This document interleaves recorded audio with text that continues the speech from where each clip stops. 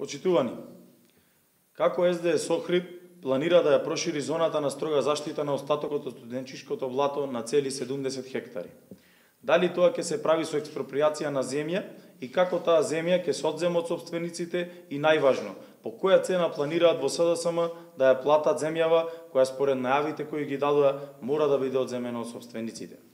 ВМРО ДПМН јавно го прашува носителот на листата на СДС Константин Георгиевски и кандидатот Јован Стојановски да одговорат пред целата охридска јавност, но посебно пред жителите на Рача и пред сите собственици на имот околу заштитената зона на студенчишкото блато. Колку земја ќе се одземе од луѓе кои живеат во Рача, а кои земјата ја наследиле од своите дедовци и прадедовци, ја сочувале во нивните фамилии со векови, во сите окупаторски власти кои го завојувале овој простор, за сега кандидатите на СДСМ да им ветат дека ќе им ја земат земјата за да прават ново блато. Дали Константин Георгиевски и Јован Стојановски знаат кој го уништи блатото? Дали двајцата знаат дека целиот градежен шут од урнатата стара библиотека, кој се донесе во студенчишкото блато и тука се депонира токму во време кога СДС владееше со градот Охрид во 2008 година? Ево, ова е принт скрин од статија во Амак прес 2008 година, токму поврзано значи со оваа статија. Може да сликате, значи, и ќе го имате на достап после тоа од Амак прес.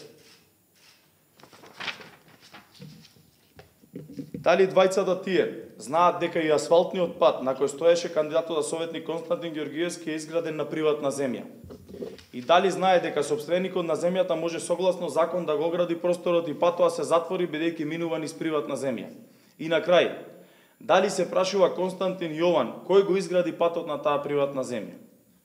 Почитувани кандидати на СДС, уште еднаш апелираме до вас да престанете со паушални пресконференции, непромислени ветувања, како она дека секоја местна заедница ќе има од 500.000 до 1.000.000 денари на располагање, бидејќи за тоа нема законска основа, и апелираме да престанете да вршите девалвирање на јавно кажаниот збор со полнење на медиумите со лажни ветувања и вулгарни изрази пласирани во јавност.